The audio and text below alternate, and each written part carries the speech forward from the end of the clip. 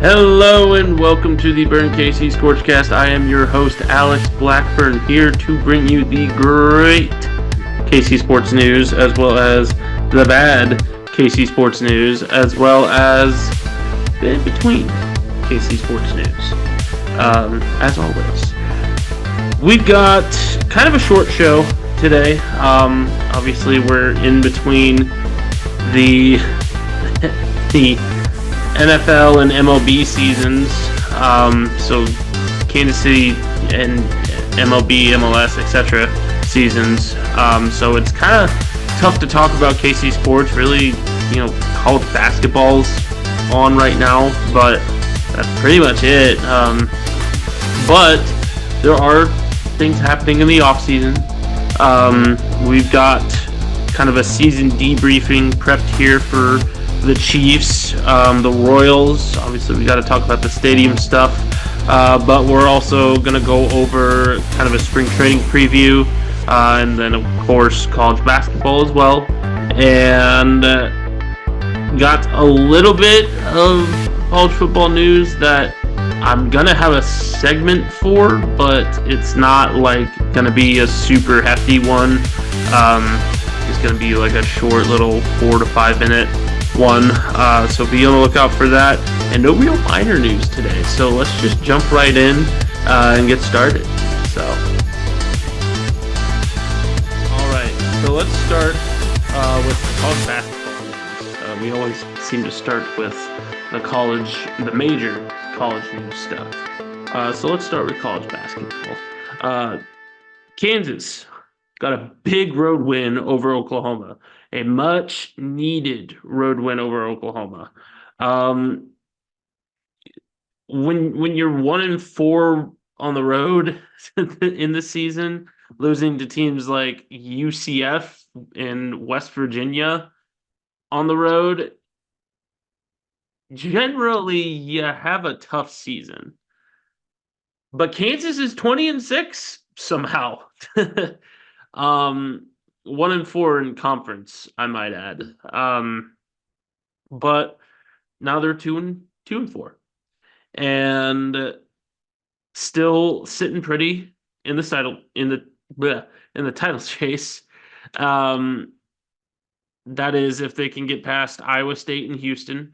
Iowa State did jump Kansas in the AP poll. Iowa State's number 6, and Kansas is at number 9. I believe Houston maintained its spot at 3. I'm not positive on that, but I don't think they jumped any further, and I don't think they fell. So I think they just stayed at 3. So it's getting pretty down to the wire in terms of Big 12 basketball. We've got, I think 4 weeks left in this season. And it's really tough to see Kansas, unless they can get some really big wins and all but stay perfect this season for the rest of the season. It's kind of tough to see them pulling a rabbit out of a hat here and getting that and winning the Big 12. There's still a shot. They're currently 4th, actually, in the Big 12. Baylor is half a game ahead. And, I mean, again, they just kind of have to stay perfect. Let's kind of look at the rest of their schedule. They got Texas coming Saturday, and BYU. Those games are both at home, so should be easy pickings. And we have 5 weeks in the season, actually. So Kansas will then go to Baylor, which will be tough.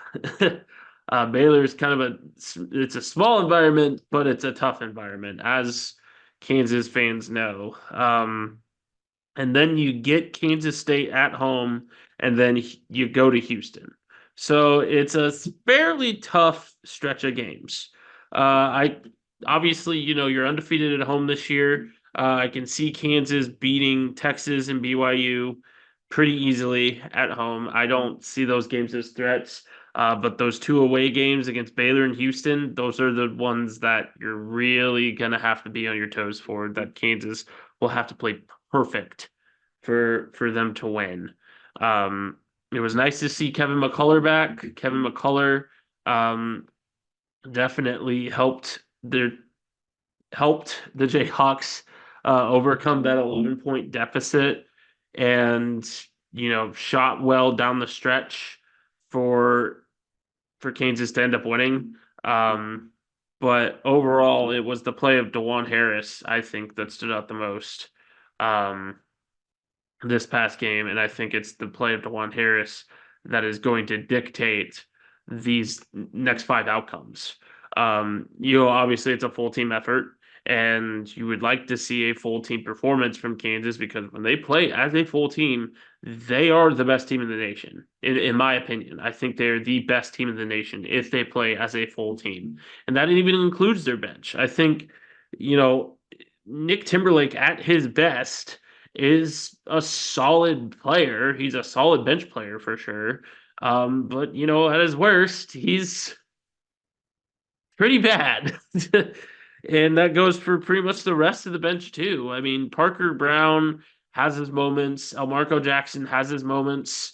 Um, and it's just tough to see the bench having a whole lot of involvement over these next few games, which is why I say, it kind of falls on the shoulders of your most senior guy. And yes, I know, yeah, Kevin McCullough is a super senior and blah, blah, blah, but I'm talking about most senior program guy, and that is DeJuan Harris.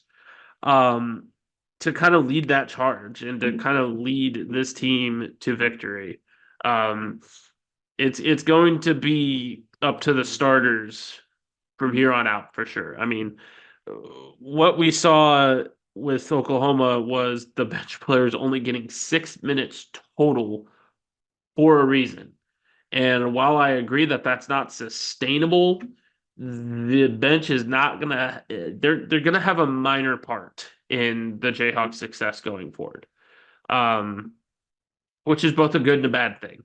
If the starters can continue to be consistent and continue to be very good and stay out of foul trouble, that's a non-issue. If the opposite happens, then Kansas has a big issue on their hands. I think Nick Timberlake did fine as a starter. He didn't necessarily do well, but he did fine. But you don't want to have to depend on guys like him, Elmarco Jackson, Parker Brown down the stretch. It's just not feasible.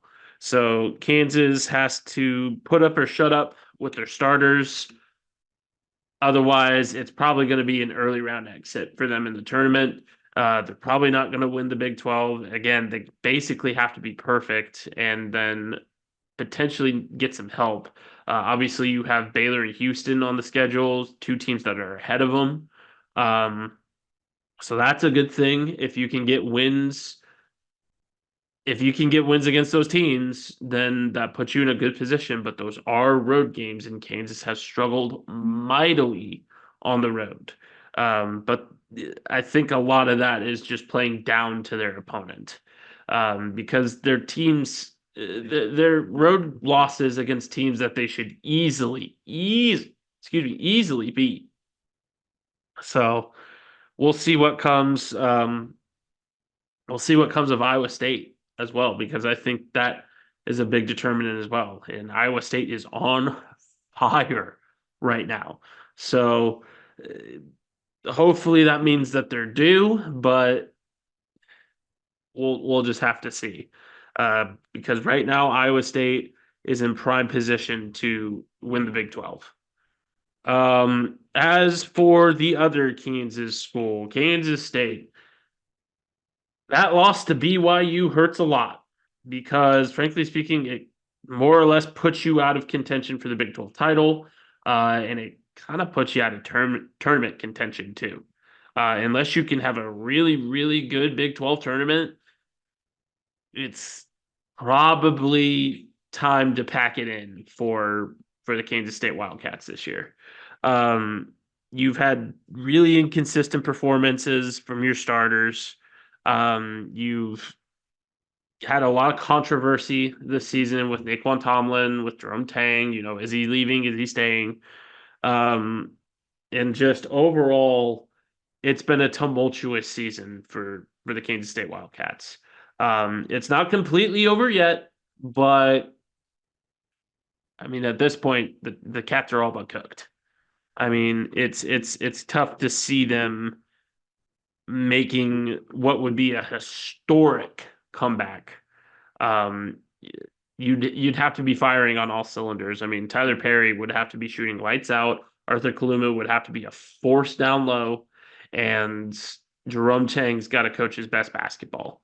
I mean, plain and simple, that's what needs to happen if you want to have any chance whatsoever of making the tournament. I There's no way you're going to win the Big 12. There's just no way. But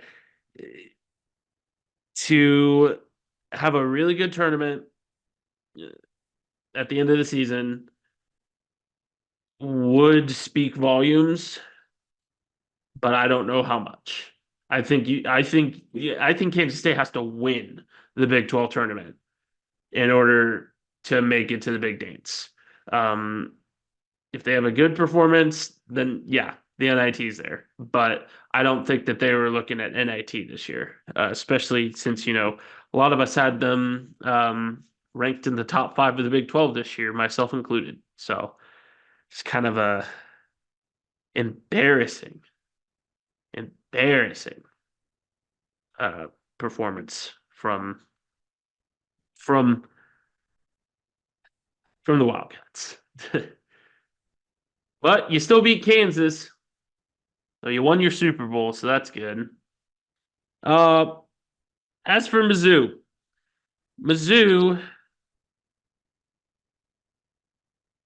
I mean, you don't have a conference win. At What else is there to say? I have a burning question, and it's should Dennis Gates be fired? I'm gonna put the results up here at the end of the segment, just for you guys to see those. Um, but boy, howdy, this is a bad season for the Tigers. This is an all-time bad season for the Missouri Tigers. Um, and I hate to see it because I thought the Tigers were going to be good this year. I thought they would be top 5 in the SEC. I thought, you know, Dennis Gates was the real deal. And I see a lot of people sticking with Dennis Gates. But overall, you lose your AD that hired Dennis Gates. Jean Francois is out. She's going to Arizona. So I'm not sure what that means for Gates's job because the personal relationship with the AD is gone. So that might do something. But I I see why the public has such a reverence for Dennis Gates. I mean, he's a great guy. He's a great recruiter. Led the Tigers to one of their better seasons over the past 10 years. And I mean, it's just a bad year for Tiger basketball. But do you risk having that bad year snowball on you? And yeah, well, it can't get any worse. But do you want to risk it? You want to risk just being stagnant? I don't know. Let's go to the polls here, and then we'll end this segment. You can see obviously that it's it's pretty it's pretty lopsided that a lot of people want to see Dennis Gates return. A lot of people want to um see Dennis Gates have another shot. And again, while I understand the new AD could say differently, the new regime could say differently. And I think it all depends on how tolerant um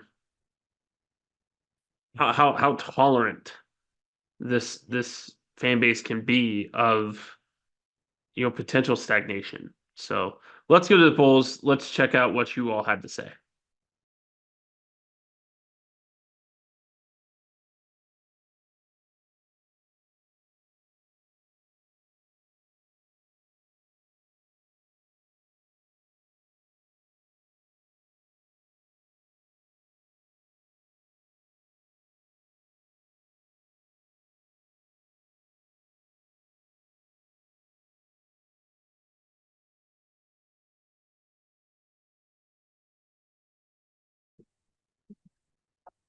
Okay, so yeah, as you can see, most of you voted that he will stay on after this year. Gene Meyer actually had a little bit to say regarding that. Let me go ahead and pull his quote up. We'll start the college basketball, or excuse me, the college football segment here in just a second. This will be lumped into the college basketball segment. Give me just a second. Where is it? There it is. Sorry. Okay. So, G. Meyer says that he won't get fired because there's too much support from local MU supporters. Um, yeah, the money's there for him to stay on. But with this new AD change, what does that mean? Um, what does the AD have to say? Obviously, he's got to listen to the donors, or they have to listen to the donors, and just see what comes. But I think the new AD could potentially have an impact on whether Dennis Gates gets to keep his job or not. But we'll see. This has been again a historically bad season for Missouri basketball. Um, but maybe they'll turn it around next year. They got a decent recruiting class coming in. Nothing special as of yet, but I know that they're hot on the recruiting trail. So, but college football, only a little bit to talk about with this topic, and that's the Kansas coaching carousel that is occurring right now. I talked a little bit about it um, this past ScorchCast. I do have an article for College Football Dogs coming out this week regarding it. So stay tuned for that read. And I would appreciate it if you went over to College Football Dogs and gave that a read. Once it does come out, I'll be sharing it on all of my social medias. But let's talk about the Kansas coaching carousel. Um, Kansas has is going through the growing pains of an up and coming football program. And what that means is their coaching staff is getting picked apart, and people are finally recognizing, oh dang, Kansas has quality coaches on their staff, and it's easy pickings for guys or for programs that have a lot of money and a lot of swing power. Um, and obviously the first domino to fall in that was former offensive coordinator Andy Kotelnicki. Kotelnicki, if you don't already know, had signed on to become Penn State's offensive coordinator. Penn State is a powerhouse Big Ten school, and I believe Kotelnicki has roots in State College. So, there wasn't really any competing with Penn State there. It's unfortunate. Kotelnicki was a key piece to the Kansas offense, and he will be sorely missed. But Kansas still has the pieces there to have a dynamic, versatile offense. And that's exactly what you're going to get when Jim Zabrowski and Jeff Grimes take over the helm. We already got a preview of what Zabrowski can do as offensive coordinator during the Guaranteed Rate Bowl. And Jeff Grimes will add a physical, bruising attack element to that offense. He's big into running the football. He's big into finding different ways to get the short attack going. And I think he will be the short game while Zabrowski is the long game coordinator, and they'll just play off one another. I believe that's what will happen. And the playbook doesn't go with Kotelnicki.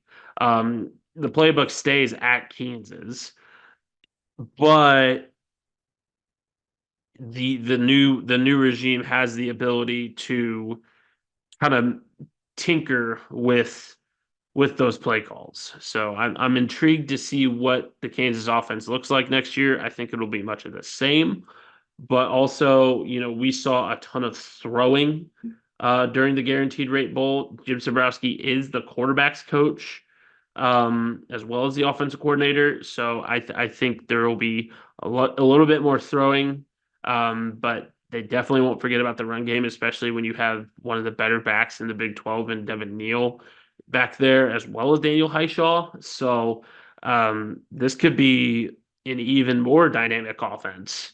We'll just have to see. I'm intrigued and excited for Kansas's new offense. Um, Another loss that Kansas suffered was Jordan Peterson, not the commentator and social media figure that talks about men's health and all that. The Kansas defensive backs coach. Um, so Jordan Peterson left to go to Texas A&M, who I know for a fact he has roots with. He was a former grad assistant there, um, and has plenty of roots in College Station. They also paid him a bunch too, so that helps. Um, but I think, aside from the recruiting aspect of it, I think Kansas upgraded. Kansas got DK McDonald, who was the former Philadelphia Eagles defensive backs coach. He also did some time at Iowa State as a defensive backs as a defensive backs coach. And did very well there. But with the Eagles, he coached on one of the better defenses in the NFL. He had one of the best cornerback rooms, or one of the best defensive back rooms in the NFL when they went to the Super Bowl and played against our Chiefs and lost against our Chiefs. But, they still had a fantastic defensive backs room. And he was still part of a defense that was ranked first throughout much of the year that year. So I'm from a play calling standpoint and from a developmental standpoint, I think this is a fantastic hire. Really, the only thing missing regarding this hire is Jordan Peterson's recruiting skills. That's going to be very hard to replace. Jordan Peterson recruited Deshaun Warner, who was Kansas's highest ranked prospect ever, and was a very, very key part of getting this 2024 recruiting class here. Just a great coach and a great recruiter that will be missed. But I think Kansas, from a play calling standpoint and a developmental standpoint, they upgraded with DK McDonald. Finally, we have the most recent loss, or I should say the most recent losses. 2 days ago, Oscar Rodriguez, who was a defensive analyst for Kansas, left to go be head coach at Southwestern College. It's a junior college out in California. That's not nearly as big of a loss as this one that we're about to talk about. And that's the loss of offensive line coach Scott Fuchs. That's how you pronounce it. It's not the F word. It's Fuchs. Um, jeez. Um, but Coach Fuchs, he was also a really, really good recruiter and was one of the first guys to follow Lance Leipold from Buffalo to Kansas. He is very good friends with Lance Leipold. He is a fantastic coach, um, and developed Kansas's best offensive line since 2007. I mean, truly, he did. There is so much talent on that offensive line, from Mike Nowitzki, Dominic Pooney, Michael Ford Jr., and a bunch of other guys that just looked really, really good along this offensive line this past year. They have one of the most productive, stout offensive lines in the Big 12 and really in the nation too, and it showed in droves. And not to mention, again, he's a great recruiter. He was integral in and instrumental in getting guys like Jalen Daniels here, Daniel Highshaw. He got a bunch of the offensive line recruits here, including Pooney and Nowitzki, and then a few wide receivers as well. So I mean, he was one of the key building pieces to this Kansas offense to make it what it is today. So he will be sorely missed. There's no word on who exactly is going to replace him. There are a few internal prospects that I go over in my article, but there's just like no real news. In fact, it's not even saying that he officially took the job yet. It's news that is that new. So we'll have to see what comes of that. But all reports say that he is going to sign with the Titans. So I think the Kansas Jayhawks already know that, and I think they're already in the process of finding that um finding that replacement. So we'll just have to see. All right. So let's talk the Royals. Wow. There is a very heated debate going on regarding this new stadium announcement. If you don't already know, which I don't know how you don't already know, but if you don't already know, the the Royals announced that the new ballpark that they're planning is supposed to be in the Crossroads Art District. Um, there will need to be a solid amount of demolishing, and a lot of small businesses are probably going to close to make way for this should the upcoming April vote pass for the um, for the new sales tax. And I asked you guys in a bonus burning question. I'm not gonna do the graphics or anything, just because I mean there's really only the Twitter graphic, and the Twitter graphic kind of reflects the comments that were made. Um, But overall, let's just kind of look at what you all had to say. If you want the full like story, go read the article. I put out an article regarding this. I am very proud of it, and it's a doozy, but it's a solid read, and I highly recommend it. So let's kind of go over the comments here. Um, Kind of the first gripe that we saw was the gripe regarding parking. Missy DeYonder says it's terrible. There's no parking. There's no tailgating. All the things that are tradition in Kansas City are gone. Kaufman was awesome, and the location was wonderful. Traffic is going to be a nightmare. I tend to agree. I think it will incentivize people to walk to the stadium, and it will be easier to walk to the stadium But I mean, in the car dependent culture that we have, that's hard to see. Uh, it- I can definitely see it being a nightmare for cars and for traffic. And Bob Fesco, who's a Kansas City radio personality, he was talking earlier about how parking and everything of that sort is easily solved because there's a ton of parking downtown. Um, but that parking's generally only used for general purposes, and overall, it's essentially general city parking. It's not stadium specific parking. So that kind of just takes that point away.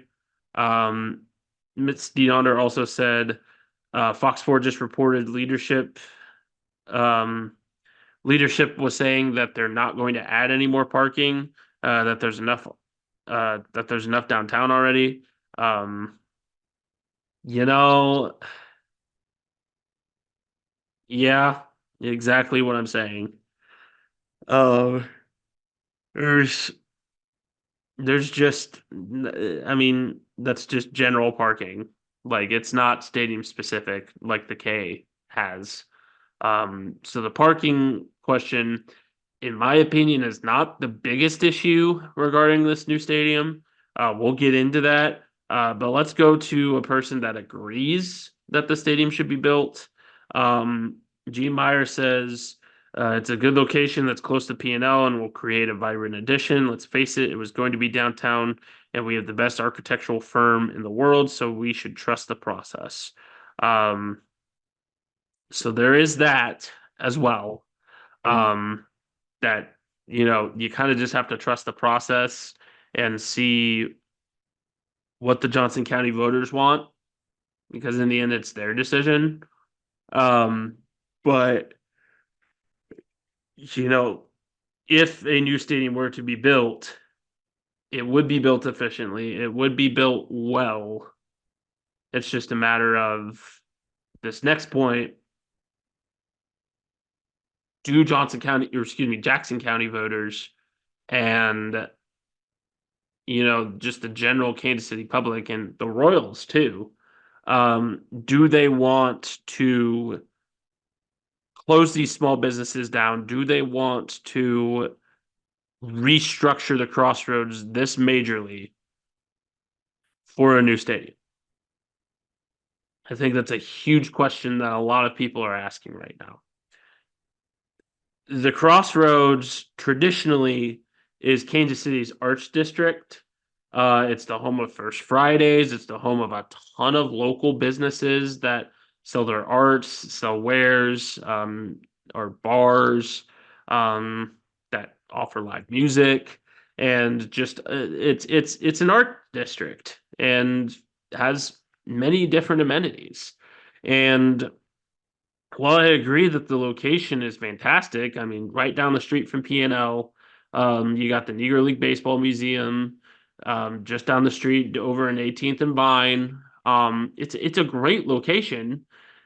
It's just a matter of are you willing to displace these small businesses and these people that are in these affordable housing areas down there? Um, and I think that's a major question that Jackson County voters are asking themselves right now. And in 2 months, we're going to figure out where the priorities lie. Um, and if this stadium doesn't get voted in, what does that mean for the Royals? Because there is that chance that John Sherman just takes his ball and goes home, or goes to Kansas, or goes outside the metro area. Um, to a different city entirely. But is Kansas City willing to run that risk? I think Kansas City can handle John Sherman, and I think they can, pressure him into selling the team should he bring it that far. Um, but is Kansas City willing to run that risk? Is Jackson County willing to run that risk? So that's the big looming question right now is number one, are we willing to basically sell out the Crossroads Art District and all the businesses that are down there for new opportunities to kind of make that into almost a Wrigleyville of sorts? Or, or the second question is, if Jackson County votes no, what are the next steps for both the Royals and for the Kansas City public? So, big questions needing to be answered and probably will be answered over the next 2 months. Um, in other Royals news, spring training has started. Pitchers and catchers have reported. And I believe the first games start here in like a week. So baseball season's right around the corner. Um, exciting times. College baseball season's already started. So we've got baseball, folks. And the Royals actually look like they could be a contender in a weak AL Central. They've made a lot of really good marquee signings. They've been buyers in free agency, which is crazy to me. I never would have pegged the Royals to be buyers ever. So they're investing money into this team because I think they realize if they have a good team, that makes the prospect of a new stadium more enticing. But I've been saying that forever is, make the on the field product better first, and then we can talk about getting you a new stadium. Like, uh, they have the money to do both. It's just a matter of priorities being set because no one's going to want to watch, new stadium or not, no one's going to want to watch a crappy baseball team. And by all accounts, this year, I think John Sherman is trying to make sure to mitigate that. So at least he's doing something for the on the field product. And obviously the whole thing with Bally Sports and Amazon Prime, that's another step in the right direction. It's just this stadium thing could be a step back. So big questions needing to be answered by the Royals that will probably be answered over the next couple of months. So stay tuned. All right, one last segment regarding the Chiefs, and then we're done for the day. Like I said, no real minor news to talk about this week, but stay tuned. We're probably going to have a little bit to talk about in the next week, or excuse me, in next week's episode. But let's talk about the Chiefs. First and foremost, we're gonna save the last topic for last. This is a pretty hefty topic that I'm going to talk about here in just a few moments. So if you're, triggered by sensitive subjects, please be aware and note, excuse me, that this is going to be a sensitive subject that we are talking about. But let's go into the season debriefing for a second here. Chiefs have a lot of free agents that are going to be on the market this next year. It's not just L'Jarius Sneed and Chris Jones. I have the full list here somewhere. Let me pull that up. So, okay.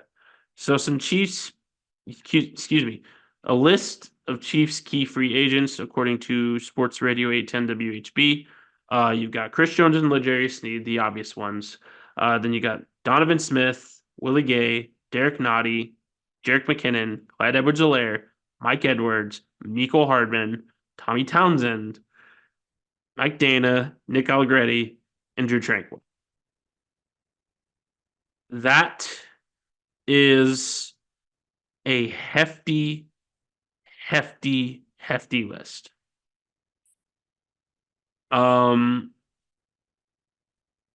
And to be honest, there's no way that the Chiefs are going to be re-signing all of them.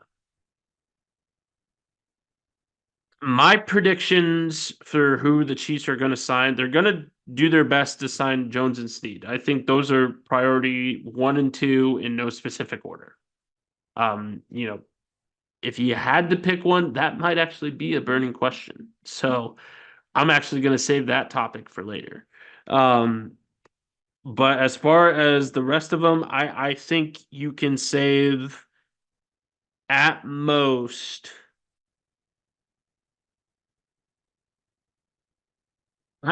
five on this list.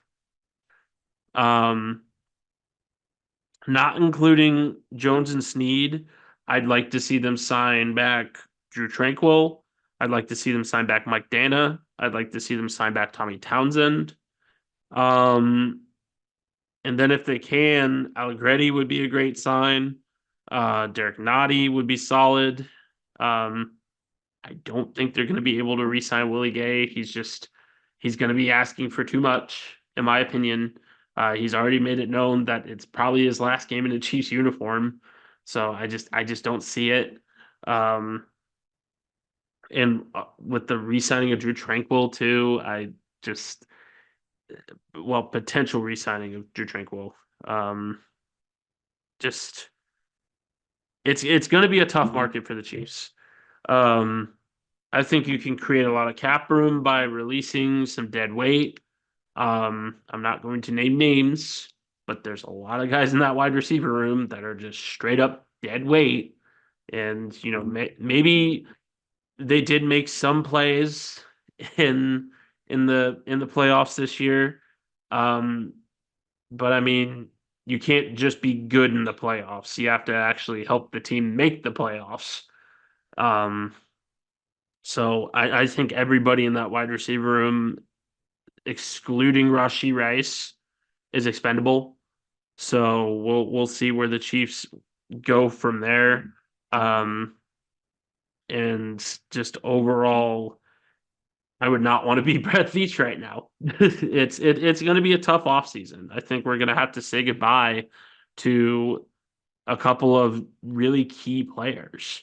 So time will tell who those players are, but just prepare yourselves for the worst.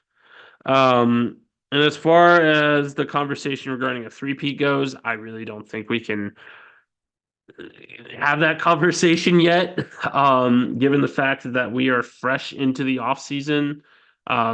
Yeah, the Chiefs won the Super Bowl this year with, McDonald's managers as their wide receivers.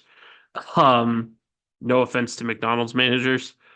Um, but it's just kind of tough to see, you know, it's kind of tough to dictate whether a three-peat is in the cards or not until we see what this Chiefs lineup is going to look like next year. Um, I think Brett Veach is going to revamp the wide receiver room for sure. He's going to be drafting offensive linemen. He's going to be trying to pick a bunch. He's going to try and pick one or two guys in free agency. I'd say not much more than that. I highly doubt he signs like 3 to 4, 4 to 5.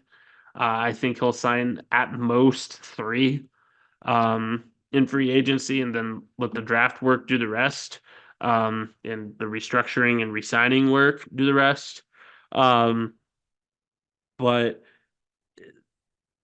looking at it now, when it all goes back to when you have Patrick Mahomes, you have a chance to win big. And Patrick Mahomes is here for the long haul. And yeah, weapons like Travis Kelce are aging, but that's what Brett Veach is here for.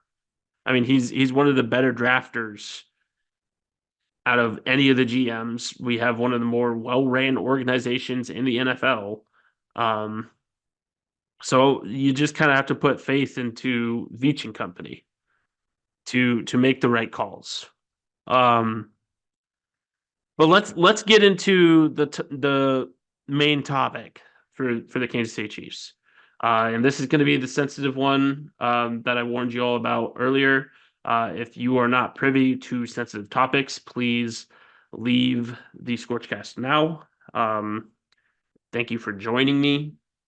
I understand. And please have a great night. But we got to talk about the Kansas City parade shooting.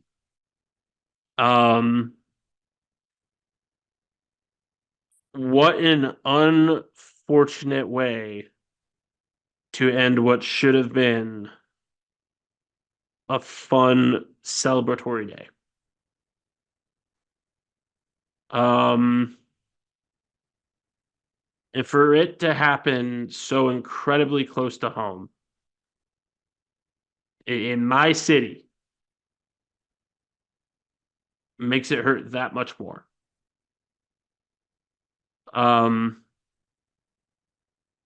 One dead, 22 injured in what essentially boiled down to a dispute that escalated.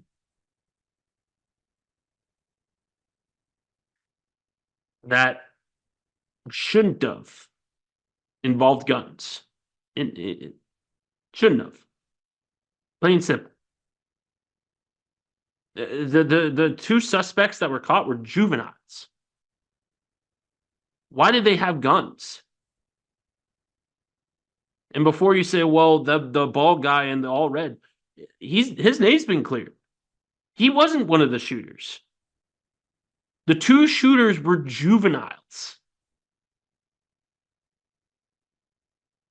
Guys that in any other state, mostly, wouldn't be able to own a gun.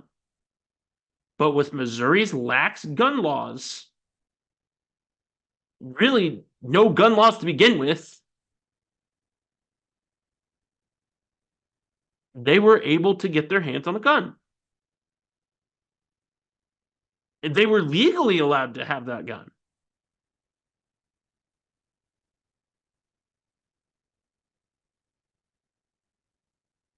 And I think it's a testament to the state of American gun culture and the state of Missouri politics that Mike Parson can get booed shortly after the shooting takes place, can run away from gunfire, and stand behind the 800 plus police officers that were armed, mind you. So the whole armed good guy thing, where's that argument? And I'm glad it wasn't worse because those armed good guys were there.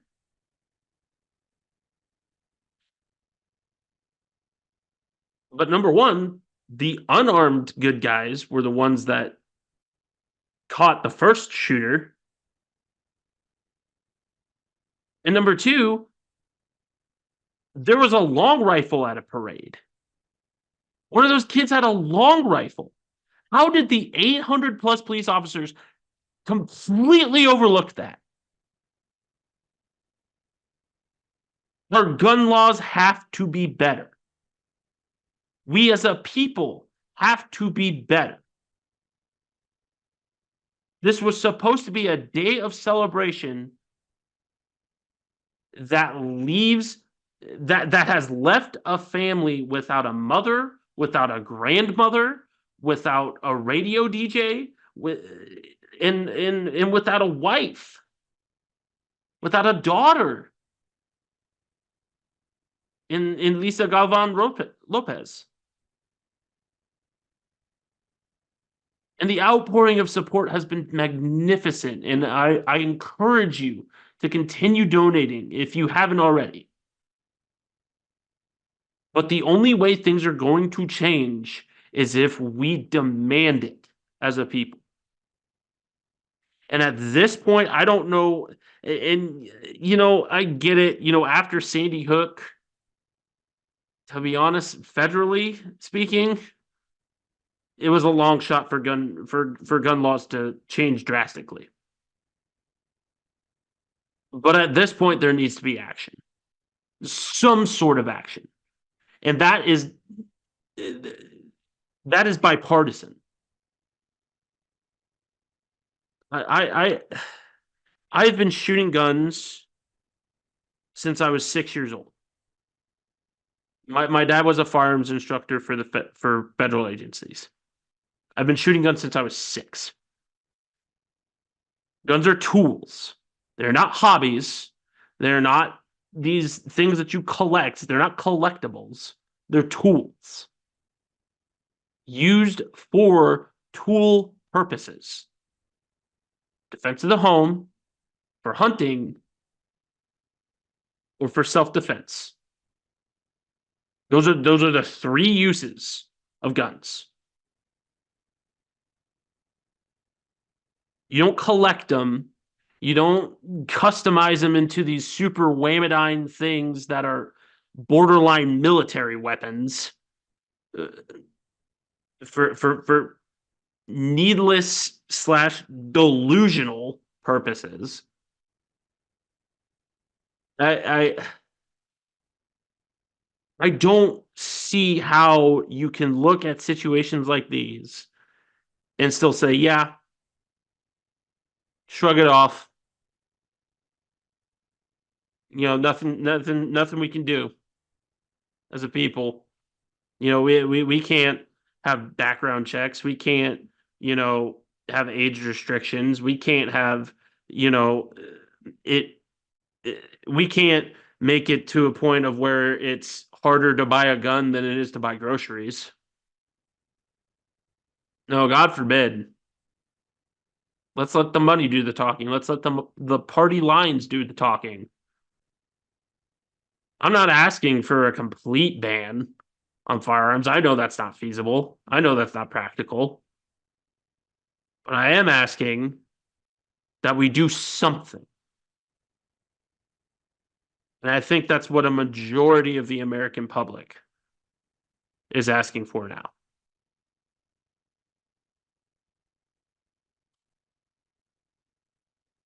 So that's kind of my, and I wrote the statement saying be kind to one another, and I truly mean it. I think one of the ways that we can incentivize these changes is to be kind to one another and unite as one under the human race. Can't let anything divide us anymore. Because frankly speaking, that's how we got into these messes in the first place. Is we let things that are asinine divide us. At this point, asinine. I mean, truly. I hate to end the show on kind of a sour note there. I sincerely apologize. That was in no way meant to be political. That was in no way meant to have an agenda. I have my own thoughts and opinions on the matter, and I express them, as is my right. And I hope that those of you that listened to this listen to understand, because that's what a lot of people, especially those in Washington and at our state levels in government, lack, is the ability to listen to understand. I sincerely hope the American public and I sincerely hope my listeners don't have that lack of nuance.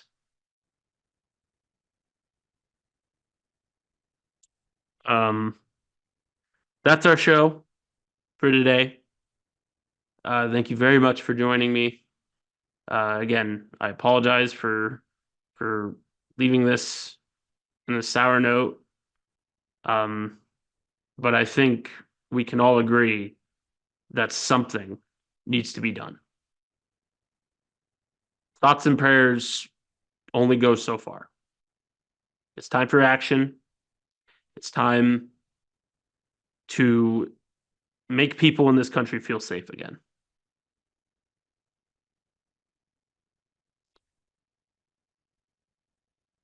And one of the ways that we can do that is to be kind to one another. So please be kind. And please exercise a life of understanding, listening, empathy, and love. This has been Burn KC, signing off.